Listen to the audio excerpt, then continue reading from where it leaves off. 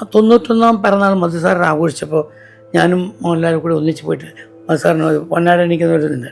അത് കണ്ടിട്ടാണ് എൻ്റെ രൂപം കണ്ടത് തോന്നുന്നു. കണ്ടിട്ട് ഞാൻ തന്നെയാണോ കൺഫേം ചെയ്യാൻ ഒരുപാട് പേര് എന്നെ വിളിച്ചിട്ടുണ്ട്. ഈ തലമുറയിൽ ആർക്കും എന്നെ അറിയില്ലല്ലോ. അപ്പോൾ ഞാൻ അവിടെ കാറിൽ നിന്ന് ഇറങ്ങി നടക്കുമ്പോൾ വളരെ ദൂരത്ത് നിന്ന് തന്നെ ലാൽ എന്നെ കാണാം. അവിടുന്ന് എഴുന്നേറ്റ് ഓടി വരികയും ചെയ്തു. അയ്യോ ചന്ദ്രൻ സാർ എന്ന് പറഞ്ഞിട്ട് വന്നു. സാറ് വരുന്നു കേട്ടപ്പോൾ ഞാൻ ഞെട്ടിപ്പോയി. ഒരു പറഞ്ഞിട്ട് നമുക്ക് കാരവനിൽ വേണ്ട എന്നാൽ ഇവിടെ ഇരിക്കാൻ പറഞ്ഞിട്ട് എൻ്റെ അടുത്തൊരു ചെയർ വന്നിട്ട് കുറേ നേരം സംസാരിച്ച് പറഞ്ഞു. ഞാൻ അതിശയിച്ചു പോയി. സാർ അഭിനയിക്കാൻ വരാമെന്ന് പറഞ്ഞു സമ്മതിച്ചപ്പോൾ തരുണിൻ്റെ കൂടെ പഠിക്കാൻ വന്ന കുട്ടികളാണ്, പുതിയ കുട്ടികളാണ്. അവർക്ക് സിനിമ അറിയില്ല, എന്നെ അറിയില്ല. അപ്പോൾ അവർ സാധാരണ കുറേ ജൂനിയർ ആർട്ടിസ്റ്റിനെ ട്രീറ്റ് ചെയ്യുന്ന പോലെ എന്നെ ട്രീറ്റ് ചെയ്തു. ഇതെങ്ങനെയോ മണിമല രാജു പറഞ്ഞിട്ട് മോഹൻലാൽ അറിഞ്ഞു. മോഹൻലാൽ ചൂടായി. എന്നാലും ഒരു ഇത്രയും വലിയ സീനിയർ മോസ്റ്റിനോട് ഇങ്ങനെയാണ് പെരുമാറുക, അവനെയൊക്കെ കാലുവാരി അടിക്കേണ്ടത് എന്തോ പറഞ്ഞു. എനിക്കെല്ലാം തന്നെ എല്ലാം കിട്ടിയിട്ടുണ്ട്. 14 വയസ്സിൽ സിനിമയിൽ വരാനും 19 വയസ്സിൽ ഡയറക്റ്റ് ചെയ്യാനും 1 വർഷം 16 സിനിമ വരെ ഡയറക്റ്റ് ചെയ്യാനും ഒക്കെ ഭാഗ്യമുണ്ടായിട്ടുണ്ട്. ഈ പടം അഭിനയിച്ചു കഴിഞ്ഞാൽ ഒരു പക്ഷേ നീ രക്ഷപ്പെടും, ഒരു പക്ഷേ എന്നെ പിന്നെ ആരും ഇൻഡസ്ട്രിയിൽ അടുപ്പിക്കില്ല. അപ്പോൾ അത് ആലോചിച്ചിട്ട് അഭിനയിച്ചാൽ മതി, എന്നെ ശപിക്കരുത് നാളെ. അവർ അക്സെപ്റ്റ് ചെയ്തു. എനിക്കിപ്പോൾ നിലനിൽപ്പാണ് ജീവിതത്തിൽ ആവശ്യം, എന്തും ചെയ്യാൻ ഞാൻ തയ്യാറാണെന്നാണ് പറഞ്ഞത്. എന്നിട്ട് എന്ത് വേണം ചെയ്യാൻ, എനിക്ക് കുളിക്കും വേണ്ട പല്ലിയേക്കും വേണ്ട, എനിക്ക് ആ റോൾ ചെയ്താൽ മതി പറഞ്ഞു. അപ്പോൾ എൻ്റെ കണ്ണ് നിറഞ്ഞു പോയി. സത്യത്തിൽ ഒരു ആക്ടർ അങ്ങനെ പറയണമെങ്കിൽ ആ ആക്ടറുടെ മനസ്സിൽ അത്രത്തോളം ആ കഥാപാത്രം ഉൾക്കൊണ്ടിട്ടുണ്ടാവണം. അതാണ് ഇന്ന് കാണുന്ന മോഹൻലാൽ. വാട്സാപ്പ് വഴി ഇംഗ്ലീഷ് പഠിക്കാൻ ഇംഗ്ലീഷ് കഫേ ഉള്ളപ്പോൾ ഇംഗ്ലീഷ് ഒരു വിഷയമേ അല്ല. English cafe presents you the perfect English. English cafe, we present you the perfect English. WhatsApp now 9633388575. 14 വയസ്സ് മുതൽ സിനിമയുടെ അരികു പിടിച്ചു നടന്ന ഒരാൾ മോഹൻലാലിന് വലിയ ഹിറ്റുകൾ സമ്മാനിച്ച് ഇന്ന് മോഹൻലാലിൻ്റെ കരിയറിലെ തന്നെ ഏറ്റവും വലിയ ഹിറ്റിൽ ഇൻട്രോ ഷോട്ടിൽ ഒപ്പം സ്ക്രീൻ ഷെയർ ചെയ്ത മലയാളത്തിൻ്റെ ചന്ദ്രകാന്തം പി ചന്ദ്രകുമാറാണ് ചേരുന്നത്. നമസ്കാരം. നമസ്കാരം. മോഹൻലാലിനോടൊപ്പം അഭിനയിക്കുക, അദ്ദേഹത്തിൻ്റെ തുടരുമെന്ന സിനിമയിലെ പ്രധാന രംഗങ്ങളിലൊക്കെയും വളരെ രസികനായിട്ട് സരസരായ ഒരു കഥാപാത്രമായി എത്തുക, ഇങ്ങനൊരു സന്ദർഭം പ്രതീക്ഷിച്ചിട്ടുണ്ടോ എപ്പോഴെങ്കിലും? ഞാൻ ഒരിക്കലും അതിനെക്കുറിച്ച് ചിന്തിച്ചിട്ട് പോലുമില്ല, എനിക്കറിയില്ല. കാരണം ഒരു ദിവസം എൻ്റെ പ്രൊഡ്യൂസർ രഞ്ജിത്ത് എന്നെ വിളിക്കുന്നു. ചന്ദ്രേട്ടാ ഒരു കാര്യം പറഞ്ഞോട്ടെ ചോദിച്ചു. നമ്മൾ എന്താ പറയൂ പറഞ്ഞല്ല, എൻ്റെ ഡയറക്ടർക്ക് ഇപ്പം ചെയ്യാൻ പോകുന്ന സിനിമയിൽ ഒരു റോള് ചന്ദ്രേട്ടൻ ചെയ്താൽ കൊള്ളാമെന്ന് ആഗ്രഹമുണ്ട് പറഞ്ഞു. എന്നെയോ എന്താ കാരണം ചോദിച്ചു. അവർ ചന്ദ്രേട്ടനെ 91 പിറന്നാൾ മധുസാറിന് ആഘോഷിച്ചപ്പോൾ ഞാനും മോഹൻലാലും കൂടി ഒന്നിച്ച് പോയിട്ട് മധുസാറിന് പൊന്നാട എണീക്കുന്ന ഒരു ഇതുണ്ട്. അത് കണ്ടിട്ടാണ് എൻ്റെ രൂപം കണ്ടത് തോന്നുന്നു. അവർ ചന്ദ്രേട്ടനെ കിട്ടിയേക്കൊള്ളാം. ഞാൻ പറഞ്ഞു അവർക്ക് ഓക്കെ ആണെങ്കിൽ എനിക്ക് വിരോധമില്ല എന്ന് പറഞ്ഞു. അപ്പോൾ ഞാൻ പറഞ്ഞോട്ട് ചോദിച്ചു. പറഞ്ഞപ്പോൾ എനിത് എപ്പോഴാണ് എറണാകുളത്ത് വരുന്നത്, ഒന്ന് കാണാൻ പറ്റുമോ ചോദിച്ചു. ഞാൻ 2-3 ദിവസത്തിനുള്ളിൽ എറണാകുളത്ത് വരുന്നുണ്ട്, അപ്പോൾ കാണാൻ പറഞ്ഞു. എറണാകുളത്ത് വന്നപ്പോൾ ഒന്ന് വിളിക്കണം എന്ന് പറഞ്ഞു. വിളിച്ചപ്പോൾ അവർ തൊടുപുഴ ഷൂട്ടിങ്ങിലായിരുന്നു. അവർ ഉടനെ പറഞ്ഞു സാറിന് ഒരു വണ്ടി അയച്ചുതരാം, ഒന്ന് വരാൻ പറ്റും. ഞാൻ പറഞ്ഞാൽ വരാമല്ലോ. വന്നു, പോയി കണ്ടപ്പോൾ താടിയൊന്നും പെട്ടെന്ന് അങ്ങനത്തെ ഇരുന്നോട്ടെ, ഇത് മതി എന്ന് പറഞ്ഞു. പക്ഷേ 2 ദിവസം കഴിഞ്ഞിട്ട് ഷൂട്ടിങ്ങിൽ പറഞ്ഞു ഞാൻ തിരിച്ച് എറണാകുളത്ത്. പക്ഷേ അന്ന് പോയപ്പോൾ ഉണ്ടായ സംഭവം എന്താ വെച്ചാൽ, ഞാൻ പോകുമ്പോൾ അവിടെ ഒരു ട്രാൻസ്പോർട്ട് ബസ് സ്റ്റാൻഡിൽ തൊടുപുഴയിൽ മോഹൻലാലിൻ്റെ ഷൂട്ടിങ് നടക്കുകയാണ്. വളരെ എന്നെ ആർക്കും ഈ തലമുറയിൽ ആർക്കും എന്നെ അറിയില്ലല്ലോ. അപ്പോൾ ഞാൻ അവിടെ കാറിൽ നിന്ന് ഇറങ്ങി നടക്കുമ്പോൾ വളരെ ദൂരത്ത് നിന്ന് തന്നെ ലാൽ എന്നെ കാണാം. അവിടുന്ന് എഴുന്നേറ്റ് ഓടി വരികയും ചെയ്തു. അയ്യോ ചന്ദ്രൻ സാർ എന്ന് പറഞ്ഞിട്ട് വന്നു.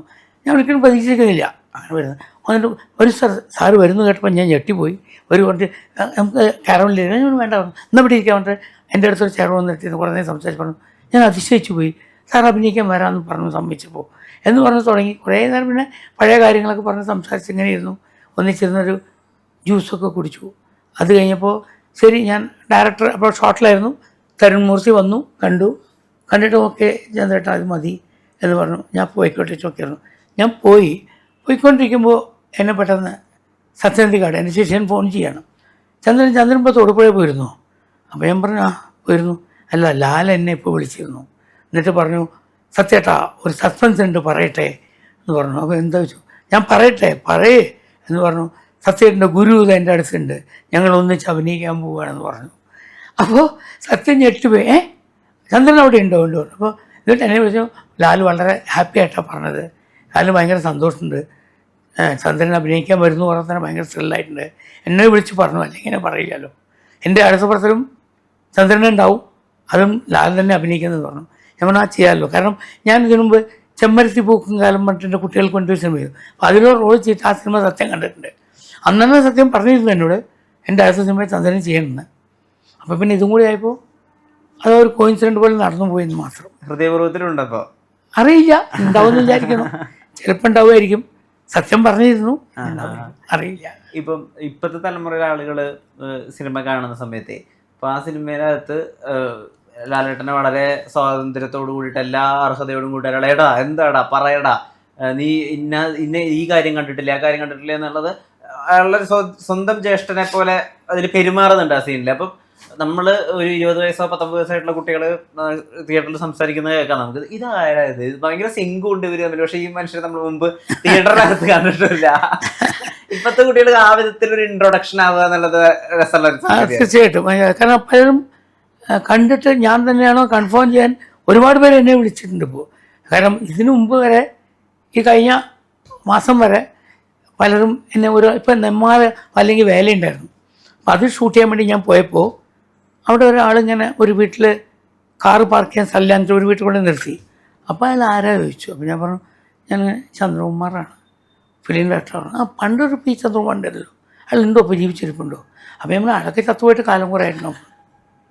കാരണം അവർ കാണുന്നത് മധു പ്രേംനസീറിനെ വെച്ച് സിനിമ എടുത്ത ചന്ദ്രകുമാർ. അപ്പം മധുവിനൊക്കെ ഇപ്പോൾ 90-91 വയസ്സായി. അപ്പോൾ ചന്ദ്രകുമാറിന് അതിനേക്കാളും കാണാമല്ലോ. അവർ വെച്ച സിനിമ എടുക്കാൻ അവരെക്കാൾ മൂത്ത ആളായിരിക്കണം. അപ്പം അങ്ങനെ കാണുന്നുള്ളൂ. അപ്പോൾ ഒരിക്കലും ഞാനിപ്പോൾ ജീവിച്ചിരിക്കാൻ സാധ്യതയില്ല എന്നാണ് എല്ലാവരും ധരിച്ചിരിക്കുന്നത്. ആ ധാരണ മാറിയത് തുടരും റിലീസായപ്പോഴാണെന്നാണ് തോന്നുന്നത്. സത്യമാണത്. കാരണം ആർക്കും അറിയില്ല. പലരും ഇപ്പോൾ ചന്ദ്രേട്ട എവിടെയല്ലെന്ന് ഇപ്പോഴാണ് ചോദ്യം വരുന്നത്. അതല്ല. അപ്പോൾ ഞാൻ ചിരിച്ചുകൊണ്ട് പറയും ചന്ദ്രേട്ടൻ എവിടെയാ ആരെന്ന് ചോദിച്ചു. ഞാൻ പറഞ്ഞു ആ പടം റിലീസായിട്ട് കുറേ കൊല്ലമായിരുന്നു. അങ്ങനെ പറയാറ്. അങ്ങനെ എന്നെ കളിയാക്കി ചോദിക്കുന്നത് ചന്ദ്രേട്ടൻ എവിടെയാണ്. അപ്പോൾ അതൊക്കെ ജീവിതത്തിൽ ഇങ്ങനെയും സംഭവിക്കണമെന്ന് എഴുതിയിട്ടുണ്ടായിരിക്കും, എനിക്കറിയില്ല. ഈ 56 കൊല്ലത്തിനിടയ്ക്ക് ഒരിക്കലും എനിക്ക് വേണമെങ്കിൽ ഞാൻ ചെയ്ത എത്രയോ സിനിമകളിൽ അഭിനയിക്കാമായിരുന്നു. അന്ന് എനിക്ക് തോന്നിയിട്ടില്ല, ഞാൻ ചെയ്തിട്ടുമില്ല. ഇപ്പം എല്ലാവരും ചന്ദ്രേട്ടൻ എന്താ ചെയ്യാൻ വൈകിപ്പോയത്, നേരത്തെ തുടങ്ങായിരുന്നില്ലേ? ഞാൻ പറഞ്ഞു എനിക്ക് തോന്നിയിട്ടില്ല. മറ്റൊരു ഡയറക്ടർക്കാണ് തോന്നിയത് എന്നെ കൊണ്ട് അഭിനയിപ്പിക്കണമെന്ന്, അല്ലാതെ എനിക്കല്ല തോന്നിയത്. അങ്ങനെ വെച്ചാൽ മധുസാറിൻ്റെ സിനിമകളിൽ എത്ര സിനിമകൾ ഞാൻ ചെയ്തു. ഉമാസ്റ്റുഡിയിൽ എനിക്ക് എന്ത് സ്വാതന്ത്ര്യം ഉണ്ടായിരുന്നു. എൻ്റെ മനസ്സിലൊരിക്കലും ഒരു ആക്ടർ ആവുമെന്ന് ഞാൻ ചിന്തിച്ചിട്ട് പോലുമില്ല. ഈ തുടരും സിനിമയുടെ അകത്ത് ഈ കാറിനകത്തുള്ള ഒരുപാട് രംഗങ്ങളാണ് അധികം ചെയ്തിട്ടുള്ളത്. അതായത് ലാലേട്ടൻ്റെ ഇൻട്രോ ഉൾപ്പെടെ വരുന്നത് സാറിൻ്റെ കൂടെയാണ്. അപ്പം അതിനകത്ത് അടിക്കുന്നുണ്ട്, ശകാരിക്കുന്നുണ്ട്, എന്താ പറയുക, ഈ അദ്ദേഹത്തിന് പറയുന്ന പല പങ്കജങ്ങളും അവിടെ വെച്ച് തന്നെ പൊളിച്ചു കൊടുക്കുന്നുണ്ട്. കുറച്ച് പണ്ടത്തെ കാലം ഓർത്തു പോയോ? അതായത് ആ ശിഷ്യനെ ഒന്നുകൂടി അടുത്ത് കിട്ടി. തീർച്ചയായിട്ടും ഉണ്ടായിരുന്നു. ആ ശിഷ്യത്വം അന്ന് ഷൂട്ടിങ്ങിന് പോകുമ്പോൾ തന്നെ എനിക്ക് ഫീൽ ചെയ്യുന്നു. കാരണം എത്ര വലിയ സ്റ്റാർ ആയിട്ടുണ്ടെങ്കിലും എൻ്റെ അടുത്ത് ചോദിക്കുമായിരുന്നു വിളിച്ചിട്ട്, നമുക്ക് പമ്പയിൽ വേണം ഷൂട്ട് ചെയ്യാൻ പോകാൻ, രാത്രി എത്ര മണി വരെ വർക്ക് ചെയ്യാൻ പറ്റും, ഒന്നുകിൽ 2 രാത്രി പോകണം, രാവിലെ വരെ നിൽക്കാൻ തയ്യാറാണെങ്കിൽ ചന്ദ്രേട്ടൻ നിൽക്കുമെങ്കിൽ നമുക്ക് ഒരു രാത്രി കൊണ്ട് തീർക്കാം എന്ന് എന്നോട് ചോദിക്കുന്നു. അപ്പോൾ അവർക്കപ്പോഴും എന്നെ അറിയുന്നു, എന്നെ മനസ്സിലാക്കുന്നു, ഞാൻ എങ്ങനെയുള്ള ആളാണെന്ന് അറിയുന്നു. അതുകൊണ്ട് ആ സ്വാതന്ത്ര്യമൊക്കെ ഉണ്ടെങ്കിൽ പോലും അവർ ആ ബഹുമാനത്തോടെയും സ്നേഹത്തോടെയും തന്നെയാണ് എന്നോട് പെരുമാറും. ഒരു രാത്രി മുഴുവൻ നിന്ന് രാവിലെ 5 മണിക്ക് വർക്ക് തീർത്തപ്പോഴും ലാൽ പറഞ്ഞു, വേണ്ട എൻ്റെ കാറ് പോണില്ല, ആനയൊക്കെ ഉണ്ട് വഴിയിൽ, നമുക്ക് എല്ലാ കാറും ഒന്നിച്ച് പോവാം, ഞാൻ വെയിറ്റ് ചെയ്യാം, നിങ്ങളുടെ കഴിഞ്ഞിട്ട് പോവാം എന്ന് പറഞ്ഞ് ഞാനും ഒക്കെ ഷൂട്ടിങ് കഴിഞ്ഞിട്ട് പുറപ്പെട്ട ശേഷം ലാൽ പോയുള്ളൂ. അതൊന്നും നമുക്ക് ഇന്നത്തെ തലമുറയിൽ പ്രതീക്ഷിക്കാൻ പറ്റില്ല സത്യത്തിൽ. അതൊക്കെ പഴയ ബന്ധത്തിൻ്റെയാണത്. ലാലേട്ടനായിട്ടുള്ള ഒരു സ്വാതന്ത്ര്യം എടുക്കുന്നത് കാണുമ്പോഴേ ഇപ്പൊ നിങ്ങളത് എത്രയോ വർഷത്തെ ബന്ധമുണ്ട്, അത് അതുപോലെ തന്നെ സ്ക്രീനിൽ കാണുന്നുണ്ട്. എന്നോട് എപ്പോഴും ചോദിച്ചിട്ടുണ്ട്, ഇപ്പൊ എനിക്ക് ലാലിനോട് എടുക്കാൻ പറ്റുന്ന സ്വാതന്ത്ര്യം കണ്ടിട്ടാണോ നീ എന്നെ കാസ്റ്റ് ചെയ്തത്, അങ്ങനെ ചോദിച്ചിട്ടുണ്ടോ? ഇല്ല, ഞാൻ അങ്ങനെ ഒരിക്കലും ചോദിച്ചില്ല. എന്നോട് അങ്ങനെയൊന്നും തരുൺ പറഞ്ഞില്ല. ഈ ക്യാരക്ടർ പറഞ്ഞു, ഞാൻ ഇങ്ങനെ ചെയ്തോട്ടെ എന്ന് ചോദിച്ചു. ആ സാർ നന്നായിട്ട് ചെയ്തോളൂ പറഞ്ഞു, ചെയ്തു. അപ്പോൾ ഞാൻ അത് കഴിയുമ്പോൾ ഡബ്ബിങ് പറഞ്ഞപ്പോൾ ചന്ദ്രേട്ടൻ തന്നെ വന്ന് ചെയ്യണം, ചന്ദ്രേട്ടൻ്റെ ശബ്ദം ഒരു പെക്കൂലിയർ ശബ്ദമാണ്, ചന്ദ്രേട്ടൻ തന്നെ വേണമെന്ന് പറഞ്ഞു. അങ്ങനെ ഞാൻ പോയി ഡബ് ചെയ്തു. അത് കഴിഞ്ഞിട്ടാണ് ലാൽ വന്ന് ഡബ് ചെയ്ത്. അപ്പോൾ ലാൽ കുറച്ച് സാധനങ്ങളും കൂടി അതിൽ കൂടുതൽ ചെയ്ത് പറഞ്ഞു, അതിന് ഇൻ ബിറ്റ്വീൻ ചന്ദ്രേട്ടൻ്റെ ശബ്ദം വന്നാലേ ശരിയുള്ളൂ, വീണ്ടും വന്ന് ഡബ് ചെയ്യണം പറഞ്ഞു. പിന്നെ ഞാൻ വീണ്ടും രണ്ടാമത് ഡബ് ചെയ്തു. കാരണം അത്ര ഡെഡിക്കേറ്റഡായി ഇൻട്രസ്റ്റ് എടുത്ത് ഓരോ സീനും ചെയ്യാൻ ആ ഡയറക്ടർ താല്പര്യം കാണിക്കുന്ന കാണുമ്പോൾ നമുക്ക് ഭയങ്കര സന്തോഷം തോന്നിയിരുന്നു. ഇത്രയും വലിയ വിജയമൊന്നും എനിക്കറിയില്ല, ബട്ട് ചെയ്യുന്ന സീൻസ് വളരെ ഹാർഡ് വർക്ക് ചെയ്തിട്ടാണ് ചെയ്യുന്നത് ഞാൻ മനസ്സിലാക്കണ്ടായിരുന്നു. നമുക്ക് പുതിയ തലമുറയിൽ പലവരും ഷൂട്ടിങ് ഞാൻ കണ്ടിട്ടുണ്ട്, പലതും മൈൻഡ് ചെയ്യാറില്ല ഞാൻ. കാരണം എന്താണെന്ന് വെച്ചാൽ അവരെന്തൊക്കെയോ ചെയ്യുന്നു, എന്തെങ്കിലും മിസ്റ്റേക്സ് ഉണ്ടെങ്കിൽ അപ്പോൾ അത് നമുക്ക് എഡിറ്റിങ്ങിൽ അഡ്ജസ്റ്റ് ചെയ്യാം, അതല്ലെങ്കിൽ ഗ്രാഫിക്സിൽ ചെയ്യാം, DIയിൽ ചെയ്യാമെന്നൊക്കെയാണ് പറയുന്നത്. അല്ല അവിടെ എങ്ങനെ മിസ്റ്റേക്ക് കറക്റ്റ് ചെയ്യാമെന്ന് പറയാൻ പലർക്കും കഴിയുന്നില്ല. അങ്ങനെ ഒരു പ്രോബ്ലം ഞാൻ ഇവിടെ കണ്ടില്ല. അവിടെ അവർ ചെയ്യുന്നതിനെക്കുറിച്ച് നല്ല ധാരണയുണ്ട്. ഇന്നത് വേണം, ഇന്നത് എടുക്കണം, ഇങ്ങനെ തന്നെ വേണം എന്നും ധാരണയുണ്ട്. എന്ത് വേണോ അത് ഓരോരുത്തർക്കും പറഞ്ഞ് ചെയ്യിക്കാൻ ആ ഡയറക്ടർ കഴിയുന്നുണ്ട്. ഈവൻ ഡബ്ബിങ്ങിൽ പോലും കൂടെ വന്ന് നിന്ന് സാർ അതിന് ഇങ്ങനെ ചെയ്താൽ നന്നായിരുന്നു, ഒന്നുകൂടി നന്നായാൽ കൊള്ളായിരുന്നു എന്നൊക്കെ പറയുമ്പോൾ നമുക്ക് ഭയങ്കര സന്തോഷമാണ്. വിത്ത് റെസ്പെക്റ്റാണ്. എന്നോട് പറയാനൊരു മടിയുണ്ട്, എങ്ങനെയാ ഇത്രയും വലിയ സീനിയറിനോട് പറയും. എന്നാലും എന്നിട്ട് സാർ അത് ഒന്നുകൂടി അയ്യോ പേടിക്കണ്ട പറഞ്ഞോളൂ, ഞാൻ ചെയ്യാറുണ്ട്. ശരണം വിളികളിലെ ഒരു തമാശയൊക്കെ ഉണ്ടല്ലോ അതിനകത്ത്. വളരെ ഓർഗാനിക് ആയിട്ട് സംഭവിക്കുന്ന പോലെയാണ് നമുക്ക് തോന്നുന്നത്. അതെ അതെ, അപ്പോൾ സ്പോണ്ടേനിയസ് ആയിട്ട് വന്നിട്ടുള്ളതാണ് അതൊക്കെ. നമ്മൾക്കപ്പോൾ ആ ക്യാരക്ടറിനോട് നീതി പുലർത്തുക. ആസ് എ ഡയറക്ടർ ഞാൻ അതിനെക്കുറിച്ച് കൂടുതൽ അറിയണമല്ലോ, അപ്പോൾ ഞാനും അതിനുവേണ്ടി ശ്രമിച്ചിരുന്നു. അത് അവർക്ക് ഓക്കെ പറയുമ്പോൾ ഓക്കെ ബെറ്റർ, അല്ലാതെ പറഞ്ഞെങ്കിൽ ഞാനത് മാറ്റി ചെയ്യും. ഇല്ല അത് നന്നായിട്ടുണ്ട്, അത് മതി എന്നവർ പറഞ്ഞിരുന്നു. ഇപ്പം മലയാളത്തിലെ ചരിത്രത്തിൽ ഏറ്റവും വലിയ വിജയത്തിലേക്കുള്ള രീതിയിലാണ് സിനിമയുടെ ഒരു യാത്ര പോയിക്കൊണ്ടിരിക്കുന്നത്. ഒരു ഉച്ചനേരം കൊണ്ട് തന്നെ 7 കോടി കളക്ട് ചെയ്യാന്ന് പറഞ്ഞാൽ മലയാള സിനിമയെ സംബന്ധിച്ചിടത്തോളം വലിയൊരു കാൽവെപ്പാണ്. അപ്പം സിനിമ കണ്ടിരുന്നോ? ഇനി എപ്പോഴാണ് സിനിമ കാണാൻ ഉദ്ദേശിക്കുന്നത്? കണ്ടിട്ടില്ലെങ്കിൽ? ഞാൻ സിനിമ കണ്ടില്ല. എന്നോട് ഞാൻ പാലക്കാട് ഇന്നലെ വരെ ഷൂട്ടിങ്ങിലായിരുന്നു. എൻ്റെ ഒരു സിനിമ വേല പറഞ്ഞ സിനിമ, എനിക്കൊരു അക്കാഡമി ഉണ്ട്, കുറേ കുട്ടികളുണ്ട്, അവർക്ക് വേണ്ടി സിനിമ ചെയ്യായിരുന്നു. അപ്പോൾ അത് കഴിഞ്ഞിട്ട് പാക്കപ്പ് ആവുന്ന ദിവസമാണ് ഇത് റിലീസാവുന്നത്. അപ്പോൾ ഞാനിങ്ങനെ തരുൺ മൂർച്ചയെ വിളിച്ചാൽ പറഞ്ഞു, സാർ എവിടെയാണ് കാണുന്നത് പറഞ്ഞാൽ മതി, ഏത് തിയേറ്ററിലാണ് പറഞ്ഞാൽ മതി, ഞാൻ അറേഞ്ച് ചെയ്ത് തരാം, പോയി കണ്ടോളൂ. ഞാൻ പറയാം എന്ന് പറഞ്ഞു. പക്ഷെ ഞാൻ പറഞ്ഞില്ല, വന്നിട്ടും പറഞ്ഞില്ല ഞാൻ ഇവിടെ എത്തിയിട്ടുണ്ടെന്നോ എനിക്ക് ടിക്കറ്റ് അറേഞ്ച് ചെയ്ത് തരുമെന്നോ പറഞ്ഞിട്ടില്ല. ഞാൻ നാളത്തേക്ക് ടിക്കറ്റ് ബുക്ക് ചെയ്യാൻ കുട്ടികളെ പറഞ്ഞ് ഏൽപ്പിച്ചിട്ടുണ്ട്. അങ്ങനെ പോയി കാണാനാണ് ഇഷ്ടം. അല്ലാതെ ഞാൻ ഇന്ന ആളാണ് പറഞ്ഞിട്ട് പോയി കാണുന്നു. എൻ്റെ ഒരു സിനിമയും ഞാൻ ഡയറക്ടറാണ് പറഞ്ഞിട്ട് പോയി ഞാൻ തിയേറ്ററിൽ പോയി കണ്ടിട്ടില്ല. ഞാൻ സാധാരണ ബെഞ്ചിലൊക്കെ പോയിരുന്ന് കാണും ആൾക്കാരുടെ കൂടെ, എന്താണെന്ന് അറിയാൻ. അങ്ങനെ ഞാൻ ചെയ്തിട്ടുള്ളൂ, ഇപ്പോഴും അങ്ങനെ ചെയ്യുന്നുള്ളൂ. അത് വേറെ ജാട ഭാഗമൊന്നുമല്ല, ഞാൻ അങ്ങനെ ശീലിച്ചിട്ടുള്ളത്. ഞാനും സത്യനന്ദകാടും കൂടിയിട്ട് എൻ്റെ എത്ര സിനിമ റിലീസ് ചെയ്തപ്പോൾ ക്യൂ നിന്ന് ടിക്കറ്റ് എടുത്ത് പോയിട്ട് കണ്ടിട്ടുണ്ട്. ആ തിയേറ്ററിൽ കയറി ഞങ്ങളാണ് ഡയറക്ടർ എന്നും പറഞ്ഞിട്ടില്ല.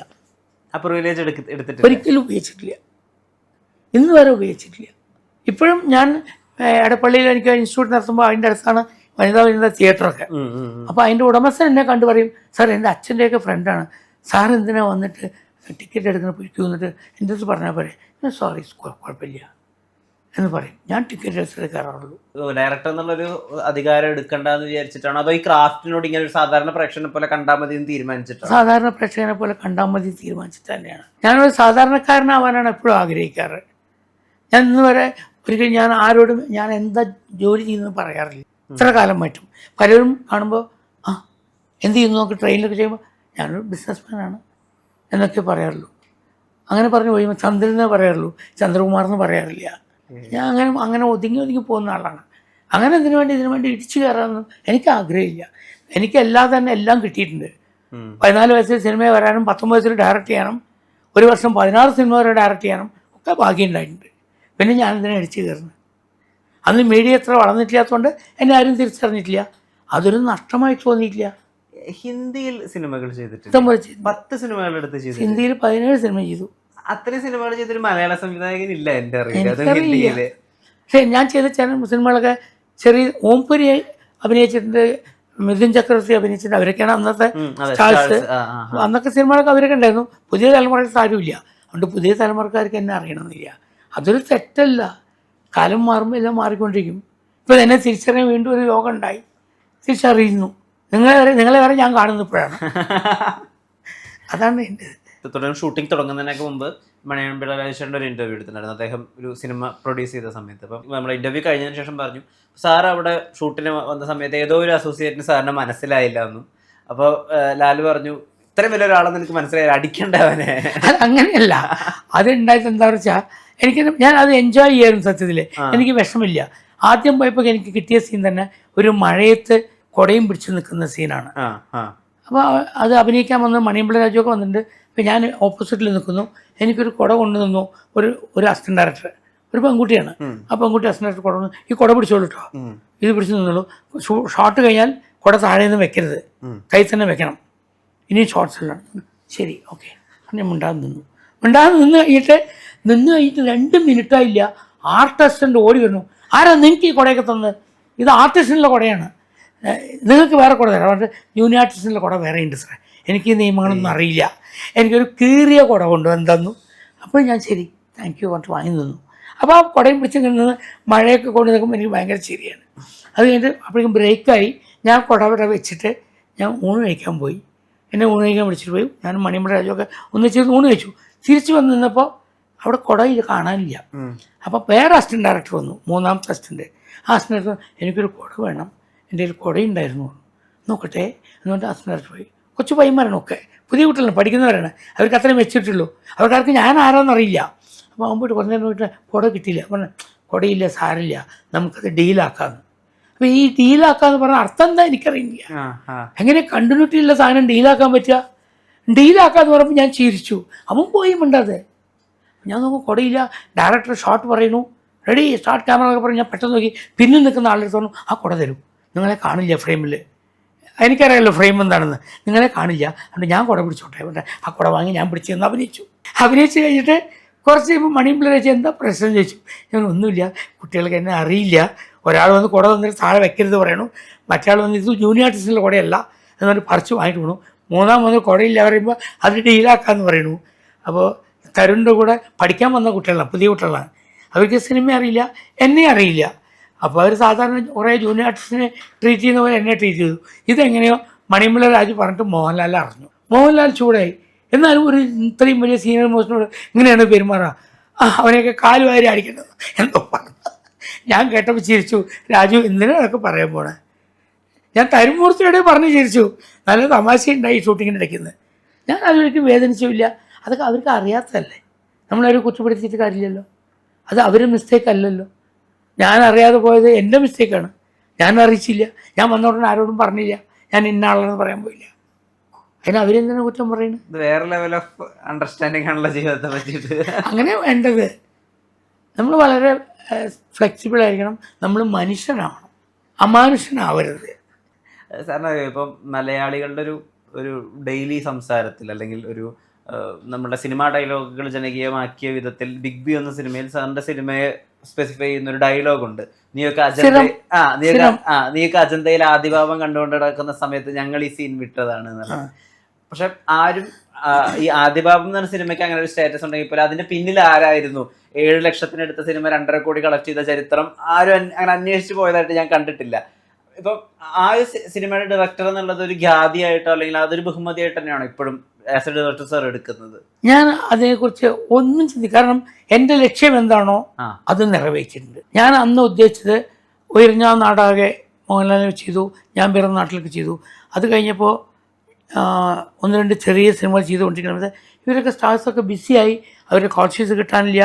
പിന്നെ സിനിമയുടെ രീതി മാറി, കഥ പോയി പറഞ്ഞ ശേഷമേ അവർ കേൾക്കണം. അങ്ങനെയൊക്കെ വന്നപ്പോൾ എനിക്ക് വെയിറ്റ് ചെയ്യാൻ പറ്റാതെയായി. എനിക്കൊരു സിനിമ ചെയ്തേ പറ്റൂ, ഇതൊന്നും വെയിറ്റ് ചെയ്യാൻ വയ്യ. അപ്പം ഇങ്ങനെ ആലോചിച്ചപ്പോൾ ഞാൻ വേറൊരു ബിസിനസ് ആരംഭിച്ചു, ഇംഗ്ലീഷ് ഫിലിം ഡിസ്ട്രിബ്യൂഷൻ. അത് സക്സസ്ഫുള്ളായി പോയിക്കൊണ്ടിരിക്കുമ്പോൾ ഞാനൊരു ഫിലിം വാങ്ങാനായിട്ട് ബാംഗ്ലൂർ പോയി. അന്ന് രാത്രി ഹോട്ടലിൽ കിടന്നുറങ്ങുമ്പോൾ അവിടെ ബൈബിള് മാത്രമേ ഉള്ളൂ വായിക്കാൻ. അത് വെറുതെ എടുത്ത് മറിച്ച് നോക്കി.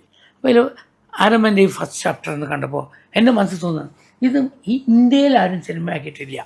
ഇംഗ്ലീഷിലൊക്കെ ആരോ ആക്കിയിട്ടുണ്ട്, പക്ഷെ അത് കാണാൻ ഭാഗ്യമുണ്ടായിട്ടില്ല. കാരണം വെച്ചാൽ അന്ന് ഈ മീഡിയ ഒന്നും ഇല്ല, നമുക്ക് ടെലഗ്രാമോ ഒന്നും ഇല്ലല്ലോ കാണാൻ. അതുകൊണ്ട് പടം കാണാൻ പറ്റില്ല, തിയേറ്ററിൽ ചെയ്താൽ മാത്രമേ കാണാൻ പറ്റുള്ളൂ. അതിവിടെ വന്നിട്ടില്ല. ഞാൻ അന്വേഷിച്ചപ്പോൾ അങ്ങനെ ആരെങ്കിലും ചെയ്തിട്ടുണ്ട് ഇംഗ്ലീഷിലെന്ന് പറഞ്ഞു. അപ്പോൾ എന്നെ മനസ്സിൽ ഇത് എന്തുകൊണ്ടാക്കിക്കൂടാ. അപ്പോൾ ഞാൻ പറഞ്ഞപ്പോൾ എല്ലാവരും പറഞ്ഞു എനിക്ക് വട്ടാണെന്ന് വരെ പറഞ്ഞു, എനിക്ക് ഭ്രാന്താണ്, ഇന്ത്യയിൽ നിന്നൊന്നും പോയി ചെയ്ത് ന്യൂഡിറ്റി ഒന്നും ഇന്ത്യ കാണിക്കാൻ പറ്റില്ല. ഞാൻ പറഞ്ഞു നിങ്ങൾ എന്തിനാ ബൈബിളിൽ വായിക്കുമ്പോൾ നിങ്ങൾക്ക് ന്യൂഡിറ്റി തോന്നുന്നുണ്ടോ ചോദിച്ചു. നിങ്ങൾ എല്ലാ പള്ളിയിലും എല്ലാ വീട്ടിലും ഒക്കെ ബൈബിളുണ്ട്, അപ്പോൾ അതിൽ ന്യൂഡിറ്റി ഉള്ളതാണെങ്കിൽ ആ പേജ് കീറി കളയണ്ടേ, നിങ്ങൾ കീറി കളഞ്ഞിട്ടില്ലല്ലോ. അപ്പോൾ അതിന് ന്യൂഡിറ്റി ഇല്ല, നിങ്ങൾ കാണുന്ന നിങ്ങളുടെ വിഷ്വൽസ് നിങ്ങളുടെ ചിന്തയിലാണ് വൾഗാരിറ്റി വരുന്നത്. വൾഗാരിറ്റി ഇല്ലാതെ ചിന്തിച്ച് നോക്കൂ. പറഞ്ഞു ചന്ദ്ര എന്താ അതിൻ്റെ ആവശ്യമുണ്ടോ. എൻ്റെ വലിയ വലിയ പ്രൊഡ്യൂസേഴ്സ് പറയുമ്പോൾ ഇത്രയും നല്ല പടങ്ങൾ ചെയ്തിട്ട് ചന്ദ്രൻ ഇങ്ങനെ പറഞ്ഞു. ഞാൻ പറഞ്ഞു ഇത് നല്ല പടമാണ്, ആരാ അല്ല എന്ന് പറഞ്ഞു ചോദിച്ചു. ഞാൻ കാണിച്ചു തരാം. അങ്ങനെ ഒരു പ്രൊഡ്യൂസർ എനിക്ക് അതിന് തയ്യാറായി വന്നു. എന്താ വേണ്ടത്, ഞാൻ ഇത്ര പൈസ ഉണ്ടെങ്കിൽ ഒരു പടം ചെയ്യും, ചിലപ്പോൾ സൂപ്പർ ഡൂപ്പർ ഹിറ്റാവും എന്ന് പറഞ്ഞു. ഞാൻ തരാം പൈസ എന്ന് പറഞ്ഞു. അങ്ങനെ ഞങ്ങൾ 12 പേര് മാത്രം.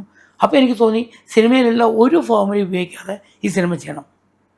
കോസ്റ്റ്യൂമർ വേണ്ട, മേക്കപ്പ് മാൻ വേണ്ട, ആരും വേണ്ട, ലൈറ്റ് ബോയ്സ് വേണ്ട, പ്രൊഡക്ഷൻ ബോയ്സ് വേണ്ട, ആർട്ടിലെ ആൾ വേണ്ട, ഒക്കെ നമ്മൾ തന്നെ ചെയ്യുക. അങ്ങനെ ഞങ്ങൾ 12 പേര്, ഞങ്ങൾ തന്നെ ആർട്ട്, ഞങ്ങൾ തന്നെ പ്രൊഡക്ഷൻ മാനേജർ, ഞങ്ങൾ തന്നെ എല്ലാം, ഡ്രൈവർ ടു ഡയറക്ടർ എല്ലാം. 2 വണ്ടി ആകെ, ഒരു അംബാസഡർ കാറും ഒരു സ്റ്റാൻഡേർഡ് 20 വാനും, ഇത് 2 അന്നുള്ളൂ. അന്ന് മൊബൈലില്ല, ഒന്നുമില്ല. തോളിലൊരു സഞ്ചി, അതിലൊരു ബോട്ടിൽ വെള്ളം, ഒരു ആപ്പിൾ, ഒരു പാക്കറ്റ് മാരി ബിസ്ക്കറ്റ്. രാവിലെ 4:30 മണി 5 മണിക്ക് കാട്ടിനുള്ളിൽ കയറുക. കാരണം നൂഡിറ്റിയൊക്കെ എക്സ്പോസ് ചെയ്യുമ്പോൾ പബ്ലിക് കണ്ട പ്രശ്നമാണ്. അപ്പോൾ ഏത് കാട്ടിലാണ് ഞങ്ങൾ ഷൂട്ട് ചെയ്യുന്ന പോലും ആരും അറിയരുത്. അതിനുവേണ്ടി ഏർലി മോർണിംഗ് കാട്ടിനുള്ളിൽ പോയിട്ട് പറയും, ഡ്രൈവേഴ്സിനോട് പറയും, നിങ്ങൾ ഇവിടുന്ന് 10 കിലോമീറ്റർ അപ്പുറത്ത് കൊണ്ടേ വണ്ടി ഇടുക, ഉച്ചയാകുമ്പോൾ ഇവിടെ നിൽക്കുക, അതുവരെ വരണ്ട. ഞങ്ങൾ ഈ ബിസ്ക്കറ്റും ആപ്പിളും കഴിച്ച് രാവിലത്തെ ബ്രേക്ക്ഫാസ്റ്റ് കഴിയും. എന്നിട്ട് നാളെ ഉച്ച വരെ ഷൂട്ട് ചെയ്യും. എന്നിട്ട് ഉച്ചയാകുമ്പോൾ വന്ന് നിൽക്കും. അപ്പോൾ നട്ടുച്ച വെയിലത്ത് ഷൂട്ട് ചെയ്യേണ്ട വെച്ചത്. ചില സമയത്ത് നട്ടുച്ച വെയിലത്താണ് നൈറ്റ് എഫക്ട് സീൻസ് എടുത്തിട്ടുണ്ട്. കാരണം ഷാഡോസ് കിട്ടും. അപ്പോൾ അതിൽ ടോപ്പ് ലൈറ്റിൽ ഷാഡോസിൽ ഫിൽറ്റർ കെട്ടിട്ട് നൈറ്റ് എഫക്ട് ഷൂട്ട് ചെയ്യും. അപ്പോൾ അതിന് റിഫ്ലക്റ്റേഴ്സ് ഉപയോഗിച്ചിട്ടില്ല, ലൈറ്റ് ഉപയോഗിച്ചിട്ടില്ല, ട്രോളി ഇല്ല, ക്രെയിൻ ഇല്ല, ഒന്നുമില്ല. ഞങ്ങൾ ഉടുത്ത മുണ്ടാണ് റിഫ്ലക്റ്റായിട്ട് ഉപയോഗിച്ചത്. അങ്ങനെ കയ്യിൽ ക്യാമറയായിട്ട് നടന്ന് ഷൂട്ട് ചെയ്ത സിനിമയാണ്. ട്രാവലിംഗ് ആൻഡ് ഷൂട്ടിംഗ് ആയിരുന്നു ത്രൂ ഔട്ട് ദ പിക്ചർ. 27 ദിവസം ടോട്ടൽ ട്രാവൽ ചെയ്തു, 22 ദിവസം ഷൂട്ട് ചെയ്തു. ആരുമില്ല. അപ്പോൾ അതിൽ പറഞ്ഞാൽ നമ്മൾ, എനിക്കെപ്പോഴും പറയില്ലേ, ആരും ഫിലിമിൽ ചെയ്യാൻ സാധിക്കാത്ത, ചെയ്യാത്ത, ചിന്തിക്കാത്ത കാര്യങ്ങൾ ഞാനൊക്കെ അവിടെ വളരെ കഷ്ടപ്പെട്ട് ചെയ്തു.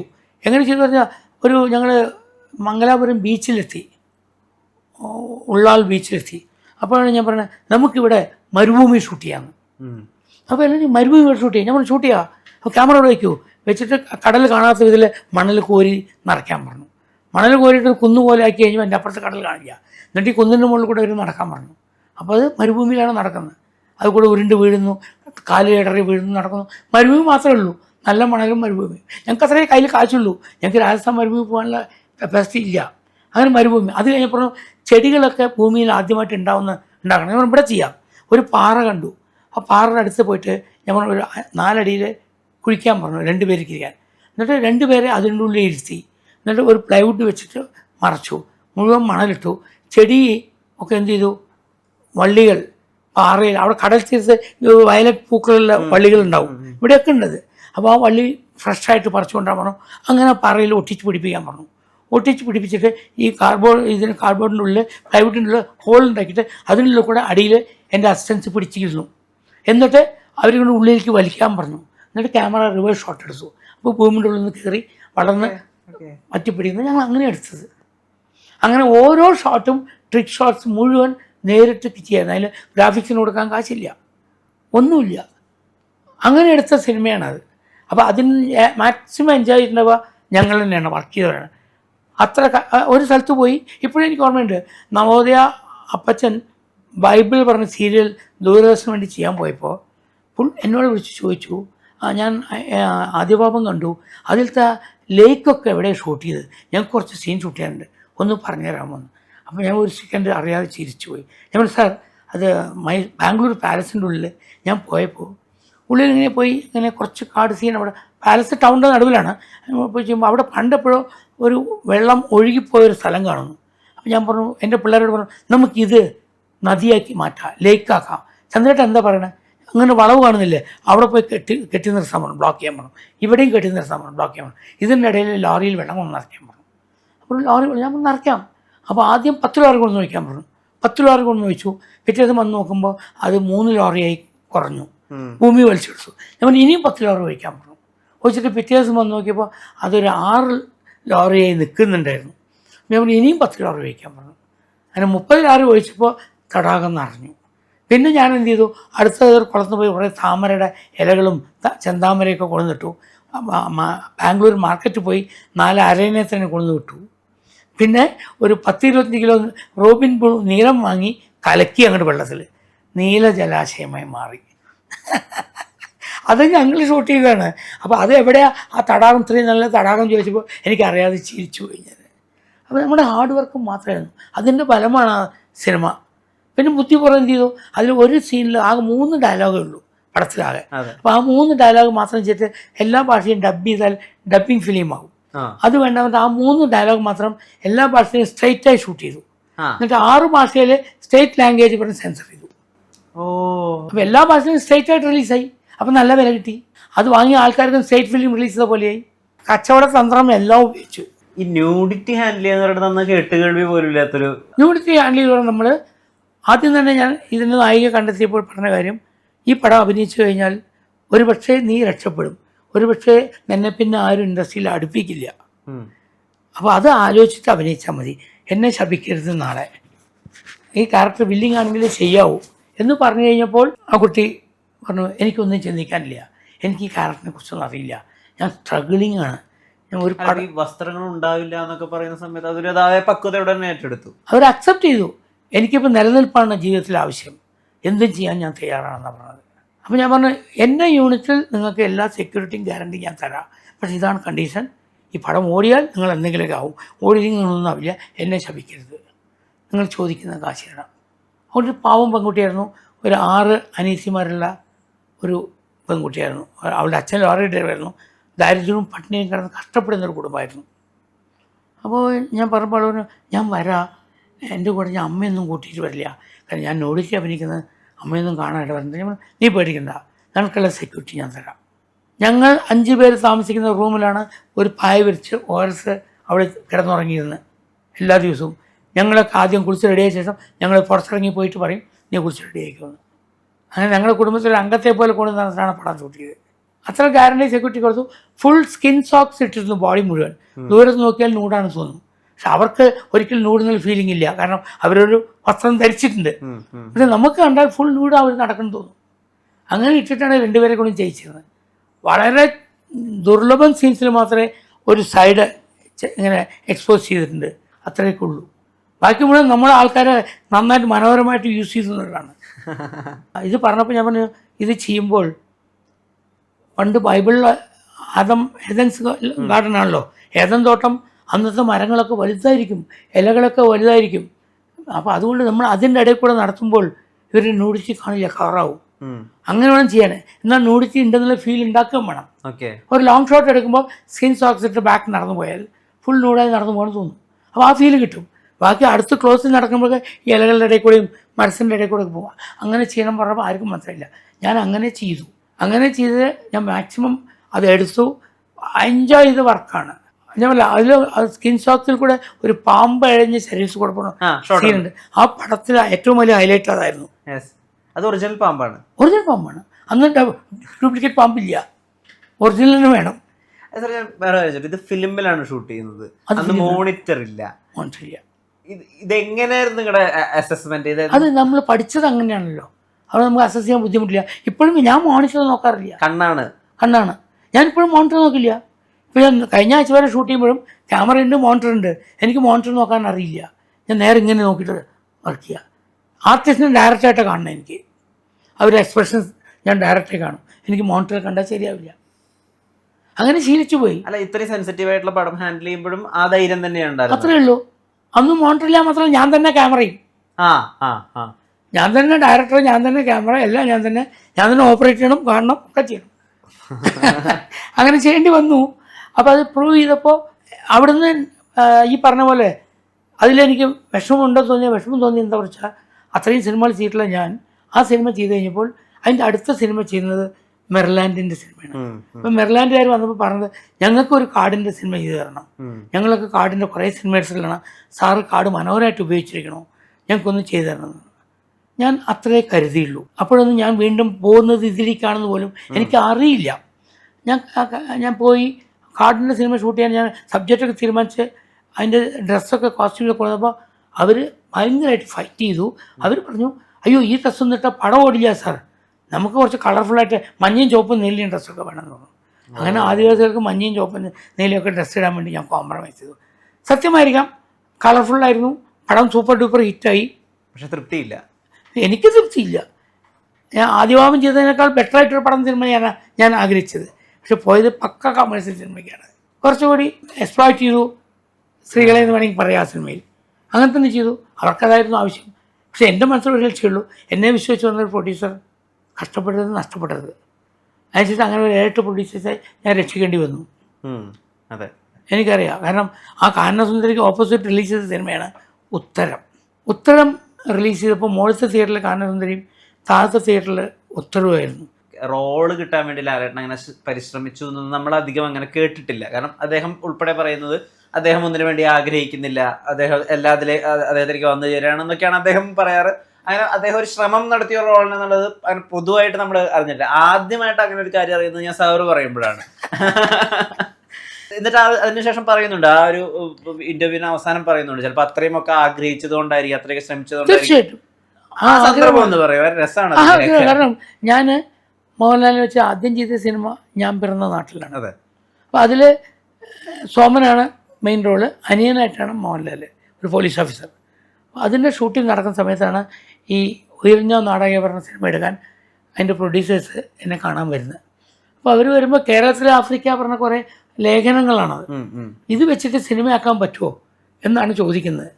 ഞാൻ മറിച്ച് നോക്കി വായിച്ചു നോക്കിയിട്ട് പറഞ്ഞു, നമുക്കൊരു സബ്ജക്റ്റ് ഉണ്ടാക്കാം ഇതിൽ നിന്ന്, പക്ഷെ ഇതിങ്ങനെ ഉപയോഗിച്ച സിനിമ ആവില്ല.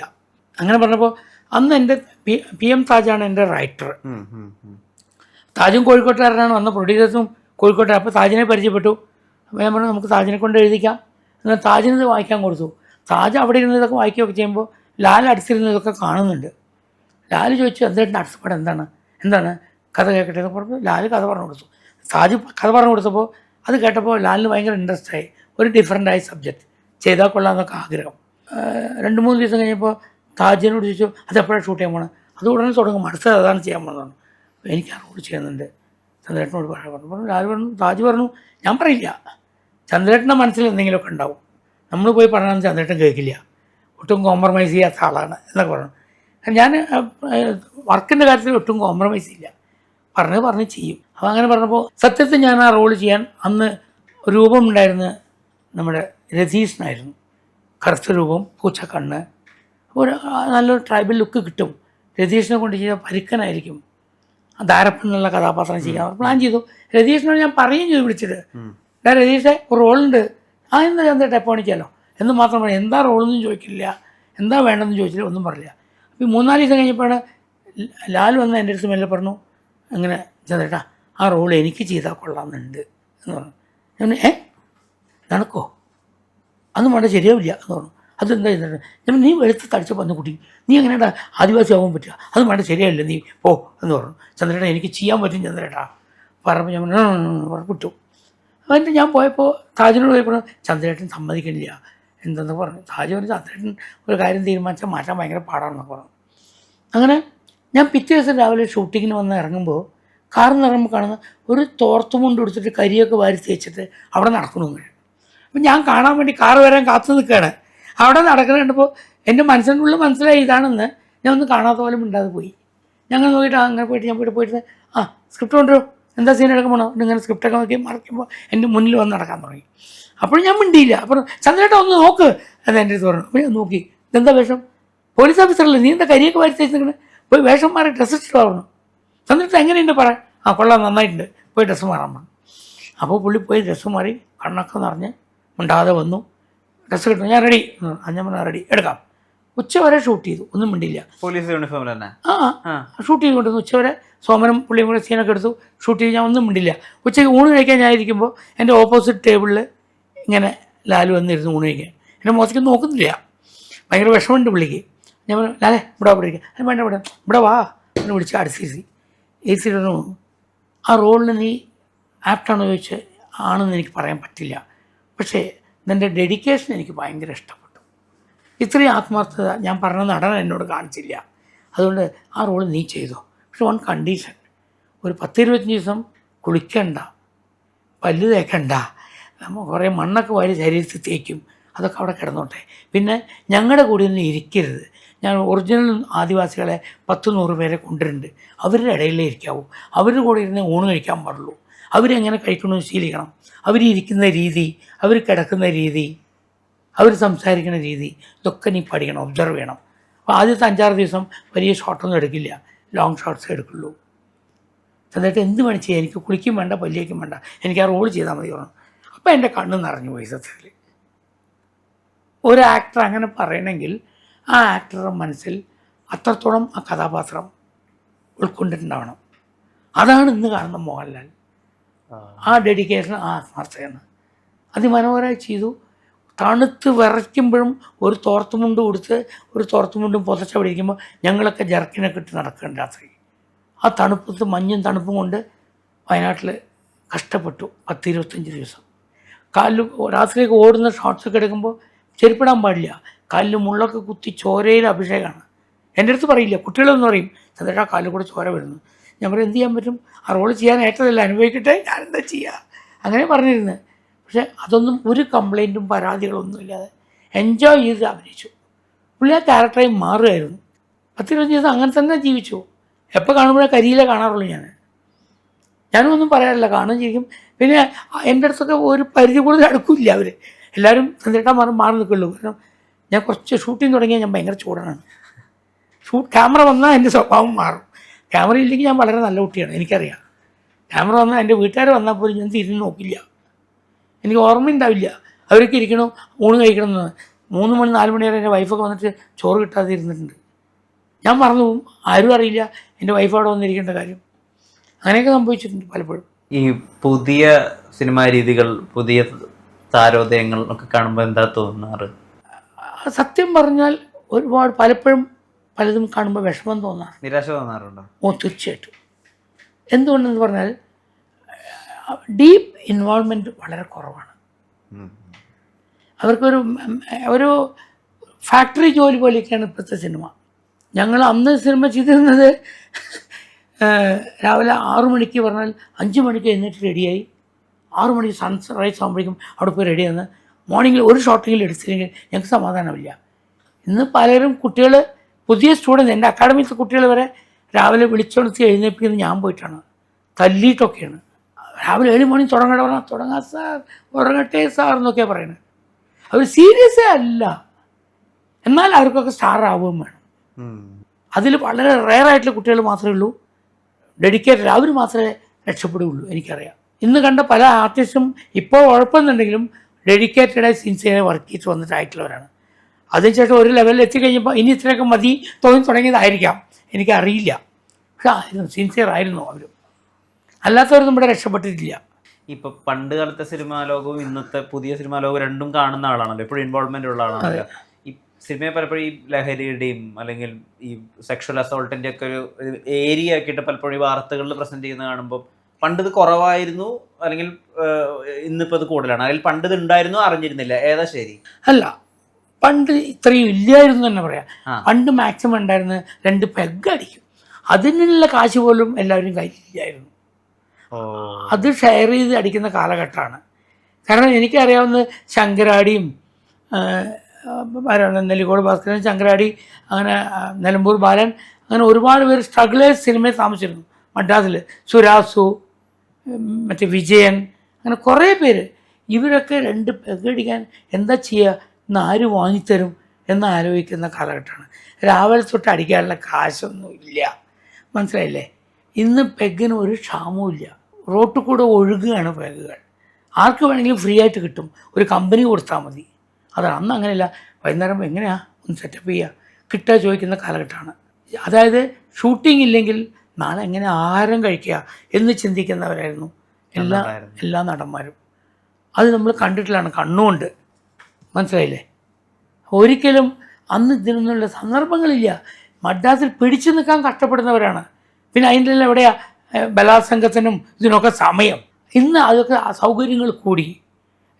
എന്താ വ്യത്യാസം എന്ന് പറഞ്ഞാൽ, അന്ന് സിനിമ ചെയ്തിരുന്ന നിർമ്മാതാക്കൾ എന്ന് പറഞ്ഞാൽ സിനിമ പഠിച്ച് തറവായിട്ടേ അവർക്ക് സിനിമ എടുക്കാൻ പറ്റുള്ളൂ. വെറുതെ പുറത്തുനിന്ന് ഒരാൾക്കൊന്നും സിനിമ എടുക്കാൻ അന്ന് കഴിഞ്ഞിട്ടില്ല. ഇന്ന് കാശുണ്ടെങ്കിൽ ആരെങ്കിലും ഒരാളെ ഏൽപ്പിച്ചാൽ അവർ സിനിമ അടിച്ച് കൊടുക്കും. അപ്പം എന്തായി, ആ കാശിലുള്ള ആൾ കൊടുക്കുന്ന ആളുടെ കൊടുക്കുമ്പോൾ അയാൾ എത്ര കൊടുക്കുന്നു അയാൾക്ക് അറിയുന്നില്ല, ഇവർ പറയുന്നത് വിശ്വസിച്ച് കൊടുക്കുന്നു. ഇവർ എത്ര ചിലവാക്കുന്നു എന്ന് അയാൾ അറിയുന്നില്ല, എത്ര വേസ്റ്റ് ചെയ്യുന്നു അവരറിയുന്നില്ല. അന്ന് ഞങ്ങളുടെ പ്രൊഡ്യൂസേഴ്സിന് ചന്ദ്രകുമാറാണ് ഷൂട്ട് ചെയ്യണമെങ്കിൽ ഒരു ദിവസം 1000 അടി ഫിലിം മതി. ചന്ദ്രകുമാറാണ് ഒന്ന് ഷൂട്ട് ചെയ്യണത്. അപ്പോൾ ഇന്ന് 5 ലിറ്റർ പെട്രോൾ മതിയാവും. കാരണം അത്രയ്ക്കുള്ള ഓട്ടമേ ഞാൻ ഓടിക്കുള്ളൂ, ഇത്ര മതി. രാവിലെ 2 ഇഡ്ഡലി മതിയാവും ചന്ദ്രകുമാറിന് എന്ന് പറയുന്ന പ്രൊഡ്യൂസേഴ്സ് എൻ്റെ കൂടെ ഉണ്ടായിരുന്നു, മനസ്സിലായില്ലേ? ഇന്ന് അങ്ങനെയല്ല. എത്ര ഫുഡ് വാങ്ങണമെന്ന് പ്രൊഡ്യൂസർക്ക് അറിയില്ല, എത്ര വേസ്റ്റ് ചെയ്യണമെന്ന് പ്രൊഡ്യൂസർക്ക് അറിയില്ല, എത്ര വണ്ടി ഓടുന്നു അറിയില്ല. അന്ന് ഒരു വണ്ടിയിലാണ് 5 പേര് പോകുന്നത്. ഞാനും നസീർ സാറും ജഗതി ശ്രീകുമാറും സീമയും സച്ചിൻ എൻ്റെ അസിസ്റ്റൻറ്റും കൂടിയിട്ട് 5 പേരാണ് ട്രിവാൻഡ്രത്ത് നിന്ന് പൊന്മുടി വരെ കാറിൽ അംബാസഡർ കാറിൽ പോയി ഷൂട്ട് ചെയ്തിട്ട് വൈകുന്നേരം തിരിച്ചു വരുന്നത്.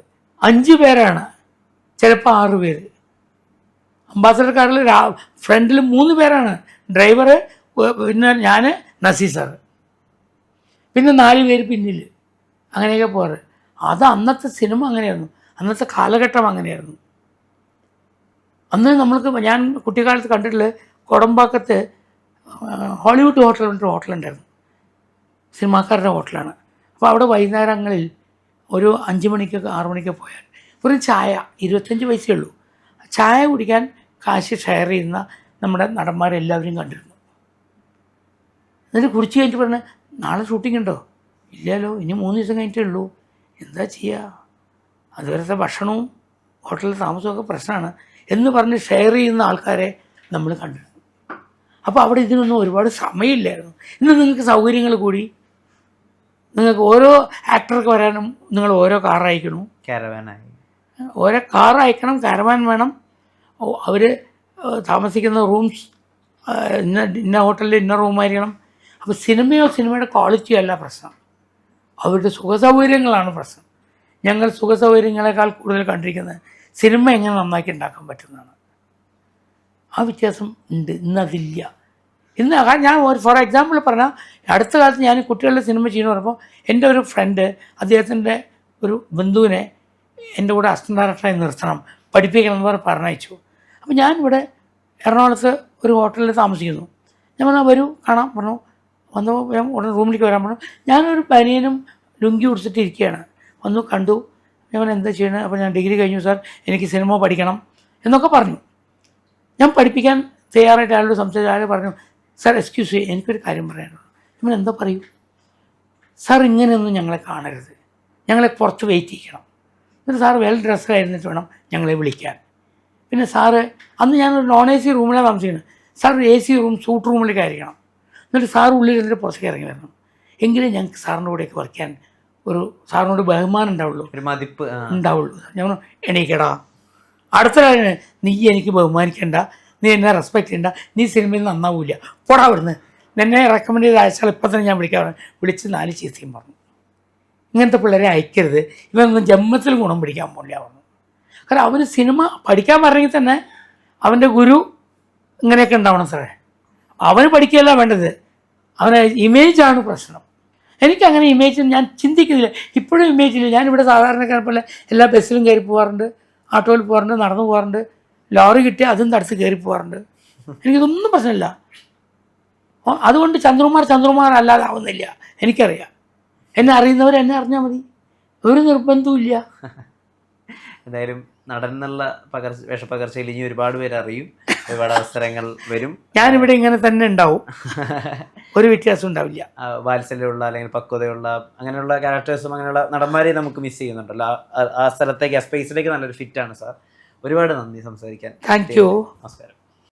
വാട്സാപ്പ് വഴി ഇംഗ്ലീഷ് പഠിക്കാൻ ഇംഗ്ലീഷ് കഫേ ഉള്ളപ്പോൾ ഇംഗ്ലീഷ് ഒരു വിഷയമേ അല്ല. English cafe presents you the perfect English. English Cafe. We present you the perfect English. WhatsApp now 9633 888 575.